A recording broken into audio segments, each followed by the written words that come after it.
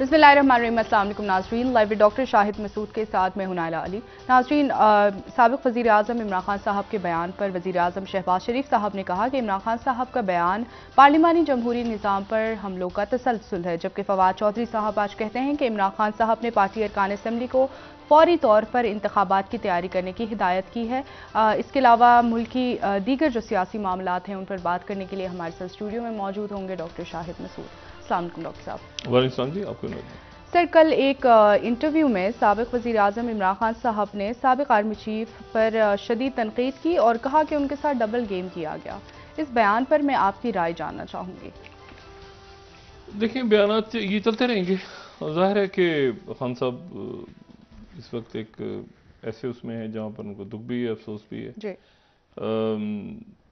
अब बाजू साहब रिटायर हो गए हैं। अब कभी उन्होंने गुफ्तगू की या कोई किताब लिखी या कोई हुआ वाक़या तो फिर उनकी भी राय सामने आ जाएगी। उन्होंने वैसे कहा कि मैं गुमनामी की ज़िंदगी गुजारूंगा, तो मेरा ख्याल है कि खान साहब को इल्म तो था ना बहुत सारी बातों का। इस प्रोग्राम में डिस्कस होता रहा है कि शहबाज शरीफ साहब पे नज़र रखें, शहबाज शरीफ साहब पे नज़र रखें। तो ज़ाहिर है कि खान साहब को इल्म था कि बातचीत चल रही है। बल्कि जब हुकूमत साजी हो रही थी तो उस वक्त भी पहली चॉइस इमरान खान साहब नहीं थे जी। पहली चॉइस शहबाज शरीफ साहब थे। लेकिन नवाज शरीफ साहब उस वक्त नहीं माने। पहली चॉइस वजारत उज़्मा के लिए 2018 के इलेक्शंस के बाद शहबाज शरीफ साहब थे, लेकिन नवाज शरीफ साहब नहीं माने, जिसके बाद फिर शहबाज इमरान खान साहब के साथ इत्तेहादियों को। अब इसकी ना इमरान खान साहब तरदीद कर सकते हैं, ना इसकी तरदीद शहबाज शरीफ साहब कर सकते हैं, ना नवाज शरीफ। ये एक खबर है। तो खान साहब को पता है बहुत सी बातों का, और बहुत सी बातें फिर खुलेंगी तो वो फिर तलखियाँ बहुत हैं बीच में, और जाहिर है कि अब हमें आगे भी बढ़ना है। और फिर खान साहब को इस बात का भी इल्म था। मेरी उनसे खुद भी बात हुई जब ये मामला चला सारा शहबाज शरीफ का साहब का और उनके नवाज शरीफ साहब के मुल्क से बाहर जाने का। और उस वक्त खान साहब डिप्रेशन में एक दिन के लिए, आपको याद होगा, गए थे मरी, वहाँ पे मरी की तरफ शायद निकल गए थे। और तो फिर उनसे रब्ता भी हुआ था और थोड़ा सा उनको मैंने ढारस वारस भी दिलवाई थी कि खैर होगा मामला।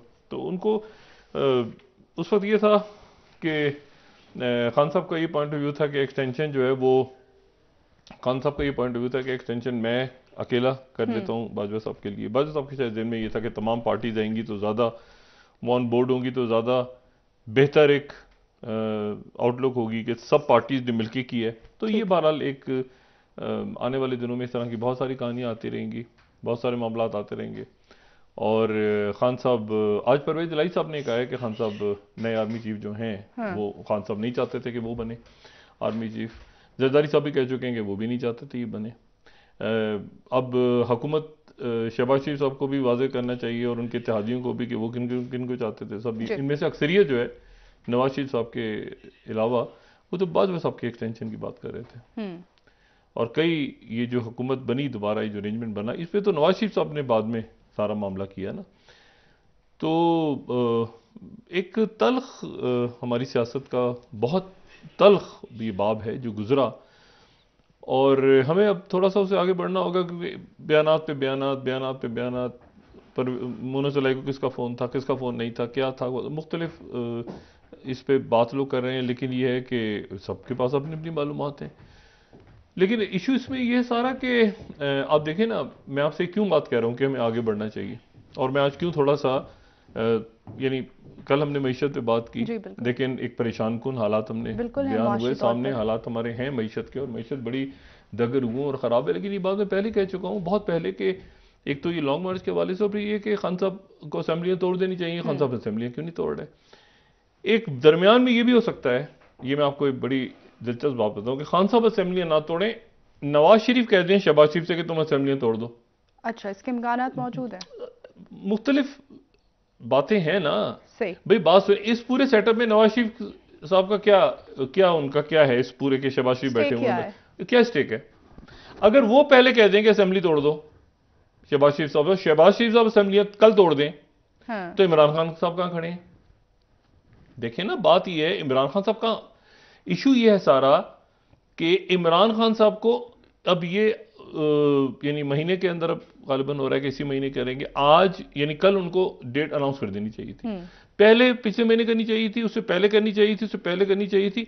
तो अब वो कह रहे हैं कि मैं, क्योंकि उसकी वजह ये कि बहुत बड़ी तादाद में लोग ऐसे हैं, हुकूमत कोई भी नहीं, देखें हुकूमत कौन छोड़ना चाहता है, कौन छोड़ना चाहता है हुकूमत, ये कहने की बातें होती है ना, हुकूमत को छोड़ना चाहता है, प्रोजेक्ट चल रहे हैं, पैसे मिल रहे हैं, ये हो रहा है, गाड़ियां मिली हुई हैं, पेट्रोल, कोई हुकूमत छोड़ना चाहता है? कोई एक शख्स, ये कहना बड़ा आसान है, ठोकर मार के ये कहना बड़ा आसान है, हुकूमत को छोड़ना चाहता है। हुकूमत पे आगे कोई हुकूमत छोड़ना चाहता है? तो खान साहब से तो हम एक्सपेक्ट करते हैं कि खान साहब इसको, बल्कि एक्सपेक्ट काफी दिनों से कर रहे हैं, लेकिन अब ये है कि वो मतलब है कि वो तो कलीमुल्लाह से मतलब है कि वो समीउल्लाह से कलीमुल्लाह, वो परवेज लाई के परवेज लाई से परवेज खटक से महमूद खान फिर इमरान खान मुशावरत इजलास। तो ये खान साहब को या तो ट्रक के बत्ती के पीछे किसने लगाया, वो लगे हुए हैं वैसे काफी अर्से से, उन्होंने खुद भी कल कहा कि मुझे ट्रक के बत्ती के पीछे लगाया हुआ था। उन्होंने खुद भी ये बात कही कल कि बाजवा साहब के हवाले से। लेकिन मैं आपको जो बात कह रहा हूँ ना, इसमें देखें बात ये खजारी कि खान साहब, इसमें तो कोई दो आरा है ही नहीं कि खान साहब को अर्ली इलेक्शन सूट करता है और फौरी इलेक्शन सूट करता है।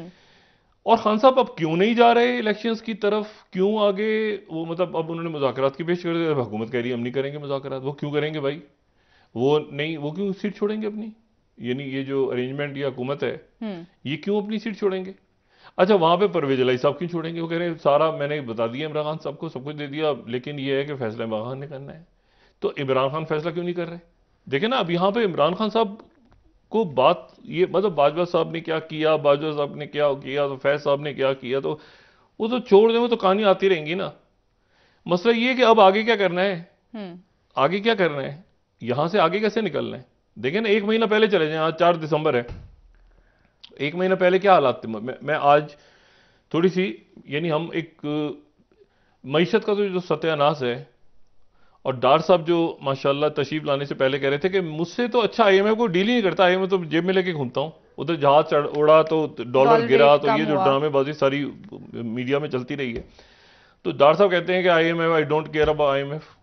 इसका मतलब क्या है कि मतलब मुअत्तल हो गए मामलात, या कोई टेक्निकल डेडलॉक आ गया दोबारा, या क्या है? सर, उनसे पूछा गया सागदार साहब से, उन्होंने कहा कि आप जो है मिफ्ता इस्माइल साहब से पूछें कि वो क्या बात तो उधर भी कलीमुल्लाह सब काम, मिफ्ता इस्माइल से पूछें जाके। तो मिफ्ता इस्माइल, ओ भाई, ये इनके पास कोई प्लान ना इनके पास है, ठीक है ना। मईशत का मसला, यानी आप ये देखें कि 7.5 अरब डॉलर है पाकिस्तान के पास कुल ज़खायर, कल में बात की थी। 7.5 अरब डॉलर में से 3 अरब डॉलर तो सऊदी अरब के रखवाए हुए हैं, 2 अरब डॉलर यूएई के। कितने हो गए? 3 और 2 5। 3 अरब रखे हुए हैं चाइना ने, 5 में 3 डाल दें तो हो गए 8। तो इसमें 50 करोड़ तो इसमें खा गए हैं हम, कम है अभी। 50 खा गए हैं ना, कर्जा खा गए हैं। तो ये कर्जे के देखे ना। अच्छा, फिर उसके बाद ये जो हमने मतलब बैंकों से भी तो लिया हुआ है ना, जिन लोगों के डॉलर अकाउंट्स हैं, तो उनसे भी 5 अरब लिए हुए हैं, तो ये तो बहुत बनते हैं। फिर हमने 6 अरब आईएमएफ से लिए, 1 अरब रह गया है ना, 6 अरब तो ले चुके हैं, तो उसको भी ऐड कर दें। 3 अरब सऊदी अरब के, 2 अरब यूएई के, 3 अरब चाइना के, फिर 3 अरब उनसे जो कर्जा लिया हमने, एक तो रखे हुए हैं ना बैंकों में, एक कर्जा भी लिया हुआ 3 अरब, 6 अरब तो चाइना से हो गए, 6 अरब आईएमएफ के हो गए, तो ये 5 अरब बैंकों से लिए हुए हैं। तो ये तो बनते हैं सऊदी अरब से डॉक्टर साहब तेल भी तो नहीं, वो अभी नहीं हुआ, वो डेफर्ड पेमेंट का। मैं सिर्फ ये कह रहा हूं कि ये ज़र मुबादला के ज़खायर की बात करें ना, 1 मिनट, 7.5 अरब है ना टोटल। 3 अरब सऊदी अरब के हो गए, दोबारा काउंटिंग करते हैं, 2 अरब हो गए यूएई के, ठीक है, 5 चाइना के, 3 अरब हो गए, 8।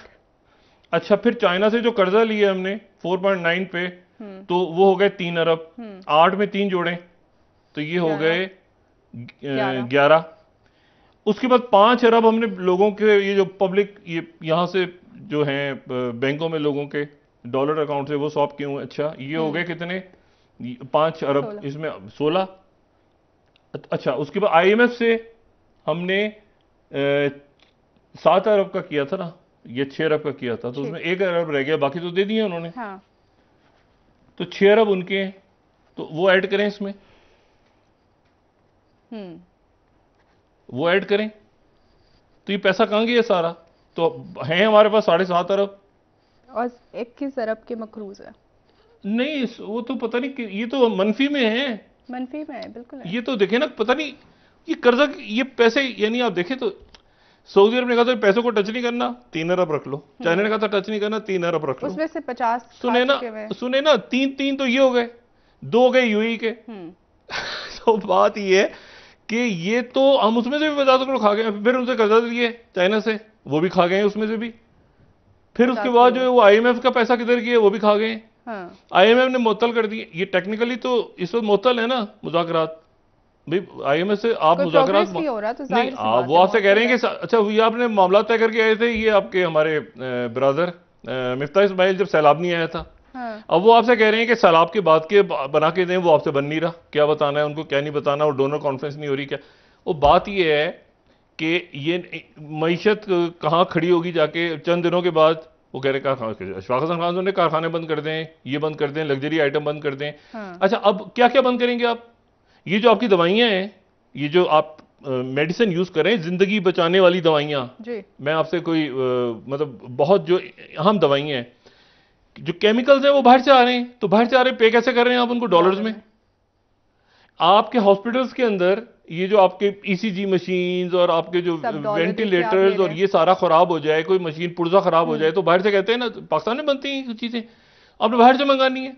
तो वो आपके पास जो भी सामान है, यानी जो भी कंपनी से आपने खरीदा हुआ है, तो साथ उसके फिर आप उससे कांटेक्ट करते हैं ना कि मैं स्पेयर पार्ट, अब वो सारा बाहर से, ये जितने आपके ताजिर हैं, मार्केट्स हैं, यहां पर उनके स्पेयर सब बाहर से आ रहे हैं।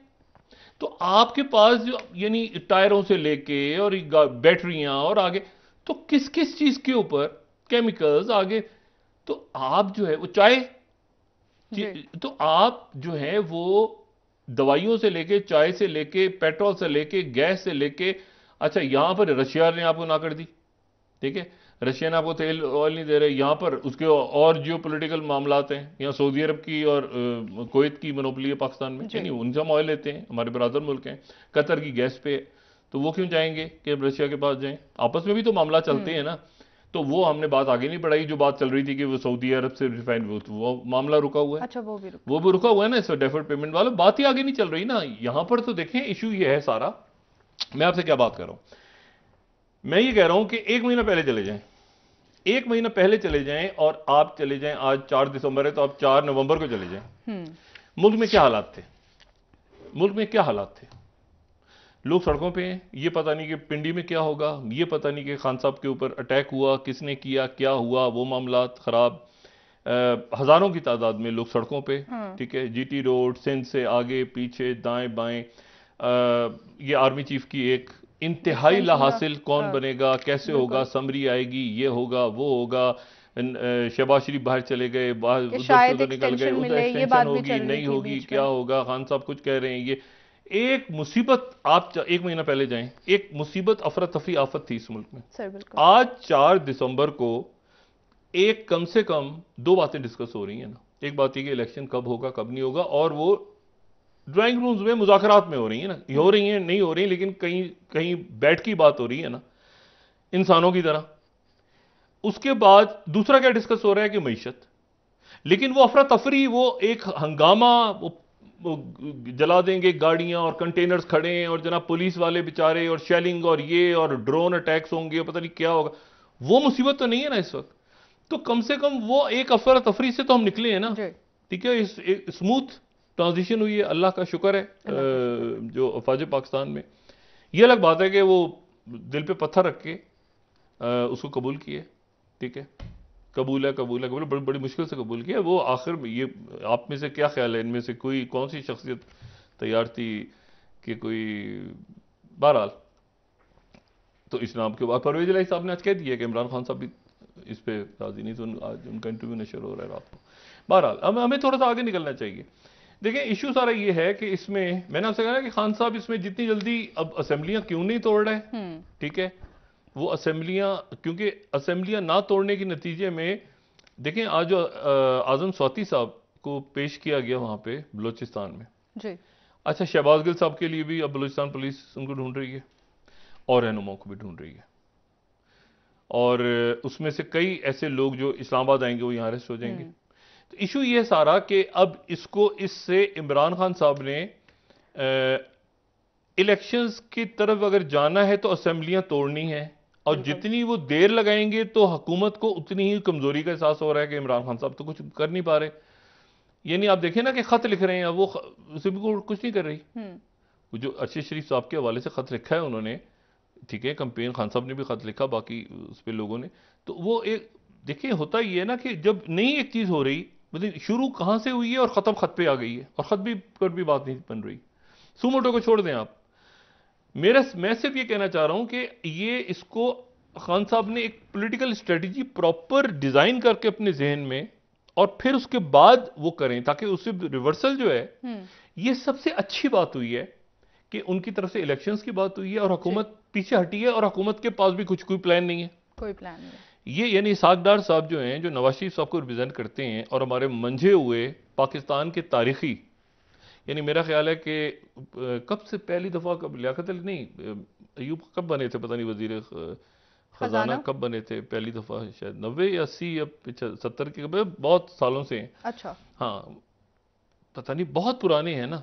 अच्छा, तो अब उनके पास अगर कोई हल नहीं है मैशत का, और वही कह रहे हैं कि मैं को देख लूंगा, मतलब आई डोंट केयर। अच्छा, तो अब मसला ये है कि तो फिर क्या किया भाई?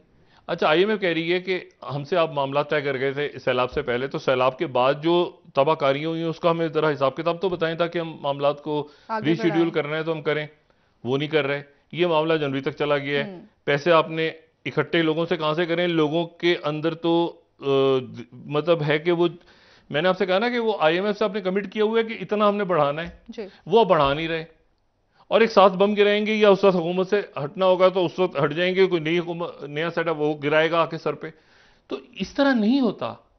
अच्छा, ये गलती इनकी भी नहीं है, अब ये भी नहीं कह सकते कि इसाक डार साहब की गलती है, ना मिफ्ता इस्माइल की गलती है, ना शौकत तरीन की गलती है, ना एक बरसा बरस का सिस्टम है ना। ये तो मैंने मजान बात की कि बहुत पुराने, क्योंकि सबसे एक्सपीरियंस वही है, इतनी दफा तो कोई भी नहीं बना शायद वजीर खजाना पाकिस्तान का। मैं सिर्फ ये कह रहा हूं कि अगर डार साहब बेजार हो गए और तंग आ गए और उनके पास कोई मईशत ठीक करने का प्लान नहीं है, तो फिर किसके पास है? फिर आप शौकत तरीन को लाएंगे या हफीज शेख को लाएंगे? किसी के कोई तो होगा ना।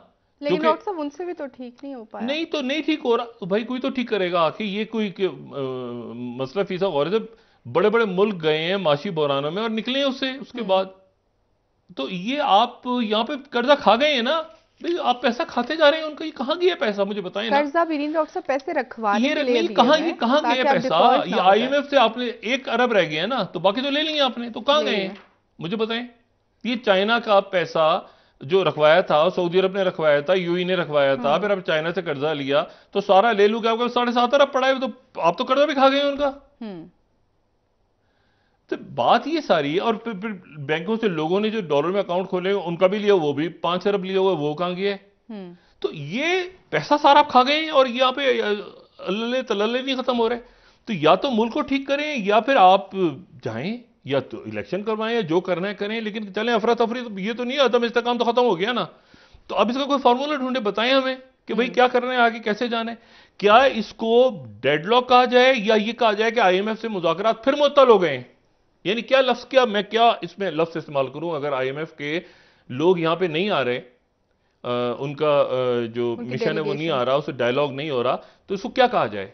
मुअत्तल हो गया है, रुक गया है, ठहर गया है, क्या? इसके लिए कोई टेक्निकल वर्ड तो मेरे पास नहीं है, लेकिन कहीं डेडलॉक आ गया है ना। वो आपसे बात कर रहे हैं और डॉक्टर साहब कह रहे हैं कि मैं उनसे कोशिश कर रहा हूं तो बात करने की, और डॉक्टर साहब परेशान भी नजर आए, तो ये इसको ये अच्छा, फिर दूसरी बात देखें, आपको आपके पास एक होमवर्क होना चाहिए था रशिया से बात कर।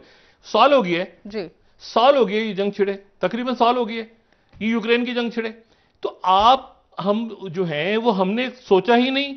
यानी जब बात हुई कि जी यूक्रेन के साथ क्या इश्यूज हैं आपके उनके ऑयल जो है वो कैसे आ सकता है, कैसे आप बीच में प्लानिंग करते, क्या कर। अब इस वक्त मुसद्दिक साहब पहुंच गए हैं वहां। अस्सलाम वालेकुम, जिन्होंने कौन? मैंने कहा मैं, मेरा नाम है मुसद्दिक मलिक। उन्होंने फरमाई उन्हें तेल चाहिए। मैंने कहा वो साथ वाली वो सड़क से उधर मुड़ के ऐसे वो रास्ता वापस, यानी आपकी प्लानिंग ही नहीं थी कोई। अच्छा, इशू ये है कि अब ये मामला और गंभीर हो रहा है।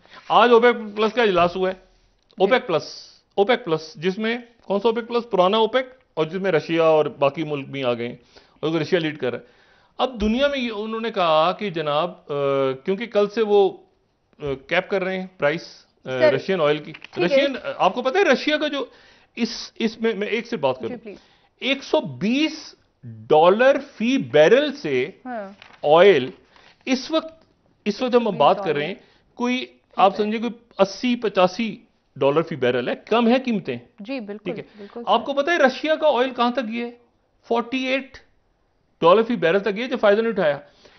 वो जो ओपेक प्लस ने कहा है कि, सॉरी ईयू ने और G7 ने, हाँ। G7 और यूरोप और अमेरिका, जाहिर है G7 में ये सारे मुल्क आते हैं, अमेरिका भी आता है उसमें, और ईयू के मुमालिक, उन्होंने कहा है कि $60 फी बैरल पे कैप कर दें, यानी इससे ज्यादा हम पे नहीं करेंगे। अच्छा। हम पे, इससे कोई फर्क नहीं पड़ेगा रशिया को।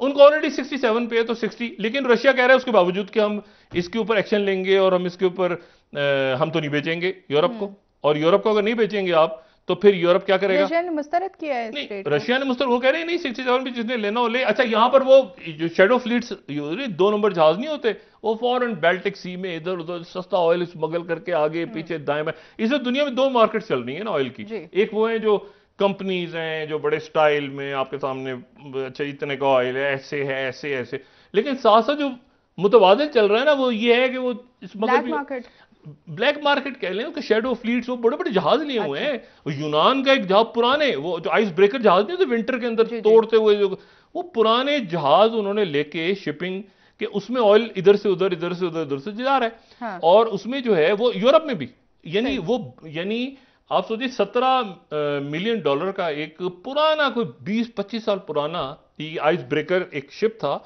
तो वो 17 मिलियन उसकी प्राइस थी, वो 32 मिलियन में खरीदा गया।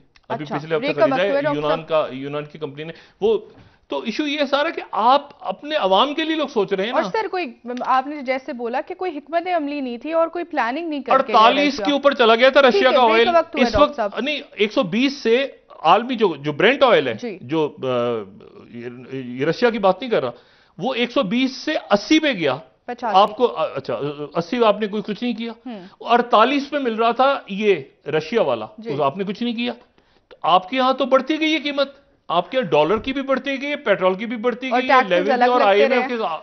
तो ये अगर मईशत का, और असल मसला मईशत का खड़ा हो गया कि भाई आप एक मिनट, आप लग्जरी आइटम, ये दवाइयां लग्जरी आइटम होती हैं।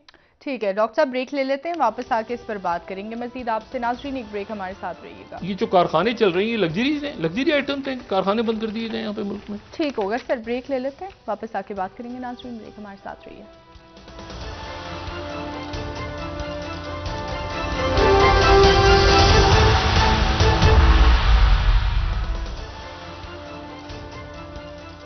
वेलकम बैक नाजरीन। जी डॉक्टर साहब, आपने बात की कि 2018 के इंतखाबात में शहबाज शरीफ साहब के भी वज़ीर आज़म बनने के इम्कानात थे, और दूसरा सवाल मेरा आपसे ये है कि क्या इस वक्त इमरान खान साहब से किसी के मुज़ाकरात, बैकडोर राबते हैं? 2018 में शहबाज शरीफ साहब की काफ़ी इम्कानात थे। उसकी वजह यह है कि, और ये बात इमरान खान साहब को भी पता है और उनकी पार्टी के ज़्यादा लोगों को भी पता है, यह हुकूमत साजी हो रही थी जब, तो नवाज शरीफ साहब ने उसको वीटो कर दिया था कि नहीं, शहबाज शरीफ नहीं बनेंगे किसी सूरत। लेकिन उसमें फिर ये होता कि ज़ाहिर इत्तेहादी और बाकी लोग, जहाँ पे इस्टेब्लिशमेंट का जो रोल था, तो वो फिर सारा जो है वो इमरान खान साहब के साथ लोग चले गए, जिसके ऊपर परवेज़ इलाही साहब अक्सर ताने वगैरह देते हैं मुख्तलिफ, और अब तो खैर इत्तेहादी हैं, लेकिन बहरहाल ये खुद भी फिर उन्हीं की वजह से, बाजवा साहब की वजह से साथ गए थे, परवेज़ इलाही साहब और बाकी शख्सियात। वो कह भी चुके हैं मनोज इलाही साहब, मुझे कोई नई बात नहीं है। असल जो बात यह है कि क्या खान साहब इलेक्शंस ले पाते हैं या नहीं ले पाते, और वो इतना इसमें ऐलान करके अब टाइम क्यों ले रहे हैं, पहली बात। दूसरी बात है कि उन्होंने टाइम चूंकि ले लिया इमरान खान साहब ने दरमियान में, तो कल मौलाना फजलुर रहमान साहब की प्रेस कॉन्फ्रेंस होने जा रही है। अच्छा, किस हवाले से? और मौलाना फजलुर रहमान साहब उसमें कह रहे हैं कि मैं एक अहम इत्तेहादी के तौर पर शहबाज शरीफ साहब और नवाज शरीफ साहब को बिल्कुल वाज़ेह तौर पे बताना चाहता हूं कि किसी किस्म के मुज़ाकरात ना किए जाएं इमरान खान साहब से, और मौजूदा पार्लियामेंट की मुद्दत 1 साल बढ़ा दी जाए। ये कानून ये हमारा कहता है, और कामरान मुर्तज़ा साहब और सुप्रीम कोर्ट बाबू सारे तैयार बैठे हैं आइन की वो शक्ल इस्तेमाल करने के लिए, जहां पे 1 साल के लिए मुद्दत बढ़ानी है पार्लियामेंट की। सही। अब मुझे बताएं कि ये स्ट्रेटेजी इसके, अच्छा ये उधर से चल रहा होगा, और साथ जब यहाँ पे मुख्तलिफ शख्सियात इस्लामाबाद में आएंगे या बाकी मामला करेंगे, तो वहाँ पे वो क्रैक डाउन और अच्छा इनसे मईशत, ये ध्यान में रखें, इस वक्त सबसे बड़ा क्राइसिस जो है वो इलेक्शन से बड़ा क्राइसिस ये है कि मईशत, और मईशत का इनके पास प्लान नहीं है। इमरान खान कह रहे हैं कि इलेक्शन करा दो तो मईशत ठीक हो जाएगी, लेकिन मईशत ठीक कैसे हो जाएगी वो बात की बात है। सबसे पहले तो इमरान खान साहब को पॉलिटिकल है ना इशू। इमरान खान साहब, हुकूमत को पता है कि इलेक्शन होता है तो इमरान खान साहब ले जाएंगे, 3/4 नहीं तो 2/3 तो लेके जाएंगे, हुकूमत की अपनी कैलकुलेशन है, वो इलेक्शन नहीं करवाना चाह रहे। खान साहब ऐलान करके कर दिए उन्होंने कि मैं असेंबलियां तोड़ दूंगा।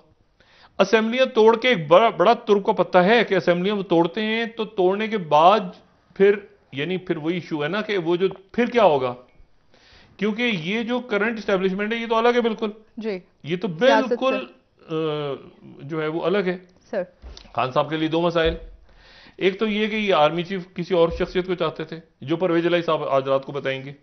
आज परवेज इलाही साहब का इंटरव्यू नशर हो रहा है रात को, ठीक है, डॉक्टर मारिया जुल्फिकार साहबा के साथ।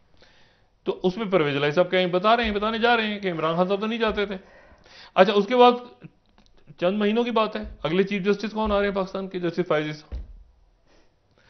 देखें बात ये सारी कि इमरान खान साहब को ये जो उनकी ऐसे ये जितने लोग हैं ना सारे ये चंद लोगों को छोड़ के जो कि इमरान खान साहब के डाई हार्ड, एक तो वर्कर, एक तो उनके चाहने वाले, पूरी दुनिया, मैंने आपसे कहा ना जहां जाओ वो एक बात बंदे पूछ रहे होते हैं कि इमरान खान आ जाएंगे वापस पावर में। तो मैं कहता हूं यार इमरान खान साहब अपनी वजह से आएंगे, अपनी वजह से गए हैं, क्या कहा जा सकता है। अब मसला यह है कि वो इमरान खान साहब के आसपास ये देखें जनूबी पंजाब महाज कहां गायब हो गया अचानक, वो कहां गया जनूबी पंजाब महाज? कहीं आपको ट्रक पे, कहीं आगे पीछे, दाएं बाएं, इधर उधर के नजर आ रहा है। इमरान खान साहब के साथ जो हैं वो लेकिन मुश्किल घड़ी में कायदीन तो खड़े रहे, लेकिन इसलिए खड़े रहे कि वो इस्टेब्लिशमेंट मौजूद थी पुरानी, और उस इस्टेब्लिशमेंट ने ही बहुत सारे दाने इमरान खान साहब को दिए भी थे कि इनको ले लें, ये ले लें, ये इलेक्टेबल है, ये फलाना है, डिमांड है। अब वो तो नहीं है, और लेकिन वो हैं या नहीं है, इमरान खान साहब फिर भी सबसे मकबूल हैं। अब हम उनको निकाल दें, उन सबको हटा दें, आप जितने इलेक्टेबल्स ये होता है, तो इमरान खान ब्रांड, इमरान खान अभी भी सबसे पावरफुल अगर कोई है पाकिस्तान में पॉलिटिकल ब्रांड तो इमरान खान है। अब इशू ये है जो मैं बार बार कह चुका हूं, यहां जा चुका है, उनका टिकट अगर उनको किसी को मिले और इलेक्शन करवा लें और वो अपने प्लान में जो भी है वो काम, लेकिन वो जो आगे वो जो नीजर को हो रहा है ना, आगे पीछे कल ऐलान करेंगे, हफ्ते को करेंगे, 5 तारीख को, 6 को तोड़ देंगे सब, उसकी वजह से उनको स्पेस मिल रही है हुकूमत को। और इस दौरान मैंने आपसे कहा फर्ज करें, अच्छा नवाज शरीफ का कोई स्टेक नहीं है, वो तैयारी कर रहे हैं वापस आने की, भाई देखें ना वो आए, लेकिन डॉक्टर साहब आपने कहा कि शायद अभी हुकूमत इंतखाबात करा सकती है। आप जरा देखें ना, दो तीन बातें चल रही हैं ना, हुकूमत की स्ट्रेटेजी क्या हो सकती है। एक तो नंबर 1 असेंबली को बढ़ाने की बात करने जा रहे हैं फजलुर रहमान साहब, वो दबाव डाल रहे हैं कि कोई मुज़ाकरात नहीं होंगे, और होंगे तो हम तो फजलुर रहमान साहब के कल की प्रेस कॉन्फ्रेंस, एक होगी बात। दूसरी बात यह कि नवाज शरीफ साहब लैंड होते हैं और नूर खान एयरबेस पे उनका इस्तेकबाल करते हैं वजीर आजम, और उनका फुल प्रोटोकॉल के साथ उनको या बेल होती है, जो भी मामला होता है। तो उसमें इमरान खान साहब जो हैं वो उनको इससे पहले कि वो सारा शुरू हो जाए यहां पे कि नवाज शरीफ वापस आ गए, मरियम नवाज आ गई, सियासी, इमरान खान साहब को इलेक्शन लेना है जल्द से जल्द। असेंबलियां वो क्यों नहीं तोड़ रहे, ये वो जाने और उनकी पार्टी के आसपास के लोग जाने, कि रोज ऐलान करते हैं कि आज तोड़ देंगे, कल तोड़ देंगे, वो असम्बली साइन हो गई है, वो परवेज इलाही साहब सब अस्तीफे इमरान खान को थोड़ी देने अस्तीफे, तो भाई अस्तीफे जो हैं वो एमपीज ने देने, स्पीकर को, स्पीकर है सत्तार खान साहब, वो तो पीटीआई के, वो अस्तीफे दें, अस्तीफे कबूल हो जाएंगे, असेंबली गई। अब वो अस्तीफे दे रहे हैं इमरान खान साहब को, अच्छा सबने दे दिए इस्तीफे, इमरान खान साहब ने इस्तीफे क्यों रखे? वो इस्तीफे स्पीकर को दें ना, तो असेंबली टूट जाएगी पूरी, या ये लोग निकल जाएंगे, या इतने सारे लोग उसमें से निकल जाएंगे और इलेक्शन कराने पड़ेंगे, जो फवाद चौधरी साहब कह चुके हैं, वो भी नहीं हो रहा। तो उसमें अब मसला यह है कि उसके नतीजे में वो यानी कोई ना कोई एक चीज तो गेन होनी चाहिए ना, हकीकी आजादी। अब यानी आप देखिए ना कि वहां से शुरू करके एफआईआर से लेके, और फिर उसके बाद आर्मी चीफ की तैनाती से लेके, और फिर उसके बाद मतलब आजम स्वाति साहब के साथ जो कुछ हो रहा है, शहबाज गिल साहब का मामला आ रहा है, और बहुत सारे इनके रहनुमा और भी जो है वो उनके ऊपर देखिए ना, क्योंकि हुकूमत भी देख रही है ना कि भाई क्या चीज इमरान खान साहब किस पोजीशन पे अगर पीछे हट रहे हैं। तो एक तो पॉजिटिव है कि मुज़ाकरात पे जा रहे हैं, ये तो ठीक है, लेकिन उसको ये ऐलान फिर जो है ना कि हम असेंबलियां तोड़ेंगे, असेंबलियां नहीं टूट रही, अभी तक तो नहीं कहीं टूट रही, अभी तो कह रहे इस महीने टूटेंगी। सर कहा जा रहा है दिसंबर के एंड तक इंतखाबात की डेट दे दें, या फिर मार्च में अगले साल में दे दें। नहीं देखिए ये ऐसे, मैंने कहा मैं इसकी किसी ट्रक के बच्चे के पीछे हमें ना लगाएं कम से कम। और मतलब है कि अब जो है ना वो मतलब इससे पहले के मतलब है कि मैं असेंबलियां तोड़ूं, हुकूमत मुज़ाकरात करे, भाई ये तो कोई पॉलिसी नहीं है ना। मैं हुकूमत कहे कि हम खुद हुकूमत तोड़ रहे हैं, वरना मैं इस पे कोई कमेंट नहीं करना। असेंबलियों के डॉक्टर साहब तहलील होने के बाद सूबाई असेंबलियों तहलील करवा कर देते हैं, असेंबलियां इलेक्शंस ले लेते हैं, इमरान खान स्वीप कर जाएंगे। मुझे नहीं पता कि क्या चीज इनको रोक रही है, और ऐलान भी कर दिया इन्होंने, सब कुछ कर दिया, फिर क्या चीज रोक रही है मैं नहीं जानता। बस इससे बात फिर ये जाने और इनके रहनुमा जाने कि वो क्या वजाहत करते हैं, हाँ। पेश करते हैं, इससे आगे कर नहीं पाएंगे ना वो। ये तो खान लोग रोज पूछ रहे हैं ना कि आपने क्या किया भाई। ये तो डॉक्टर साहब उनके इजलास में पार्टी मैंने आपसे कहा ना कि कल वो अगर ये बात हो जाती है फजलुर रहमान साहब की तरफ से कि 1 साल एक्सटेंड करें और हम किसी सूरत मुज़ाकरात नहीं करेंगे इमरान खान साहब से, तो डेड एंड पे खड़े। पीटीआई के अंदर भी शख्सियात मौजूद है जो इस वक्त इंतखाबात नहीं चाहती और वो चाहती है कि असेंबलियों में वापस जाया जाए। नहीं वो भी हैं, और फिर दूसरे प्रोजेक्ट शुरू हुए हैं, फिर वो मुकदमात है, बहुत सारे मामले और भी तो डरते। ठीक है डॉक्टर साहब एक ब्रेक ले लेते हैं। एक इनके साहब हैं, वो मुझे कहते हैं कि कुछ अर्से पहले डॉक्टर साहब आदमी ने मेरी बड़ी बेइज्जती कर दी है। मैंने कहा क्या बेइज्जती की है? कहते 50 करोड़ से कम काम लेकर आ गया था मेरे पास। अच्छा ठीक। अब ये तो देखे ना, वो अब खान साहब के साथ हैं वो। अच्छा खान साहब को नहीं पता होगा, लेकिन वो हैं। ब्रेक से वापस आके मैं आपसे जानना अच्छा इनसे हुकूमत ही चल रही, ये मईशत, ये फंस गए हैं सागडार साहब। इनसे रोज सवाल होगा, 1 मिनट भाईजान, ये आप कितने दिनों के अंदर, वो भी तो सियासी मामलात में फंसे। नहीं वो कहते हैं मुझे पता ही नहीं था, मुझे आने के बाद पता चला कि हालात इतने खराब हैं। बिल्कुल सर, ब्रेक लेते हैं, वापस आएंगे, मजीद बात करेंगे। नाज़रीन एक ब्रेक हमारे साथ रहिए।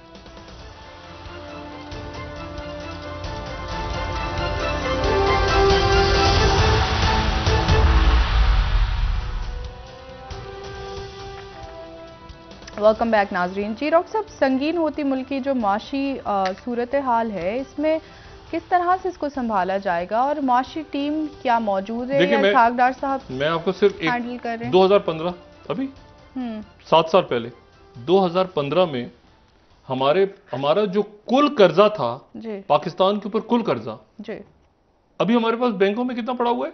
7.5 अरब का कर्जा हमारे नहीं है। कर्जे, वो कर्जा से मुराद है उसको टच भी नहीं कर सकते, उसको खा गए हम। 2015 में हमारा जो कर्जा था बाहर से जो हमने लिया हुआ था वो 65 अरब डॉलर था, 65 बिलियन डॉलर्स। 2022 में वो 65 से बढ़ के 130 अरब डॉलर हो चुका है जी। मुझे बताइए पैसा कहां गया सारा? 2015 से 65 अरब से 130 अरब हो गया, ये हमने कर्जा लिया है सारा, तो कहां गया है? जो ज़र मुबादला के ज़खायर हैं वो भी कर्जे हैं। अच्छा, और हमने अगले 2025 देखिए ना रियासतें कैसे, हम आपको पता है 2025 तक, 2023 शुरू हो रहा है, अल्लाह ताला खैरी से, 2025 तक हमने 73 अरब डॉलर वापस करना है, 73 बिलियन डॉलर्स। और बैंकों में कितना है? 7.5 अरब, जिसको टच नहीं कर सकते।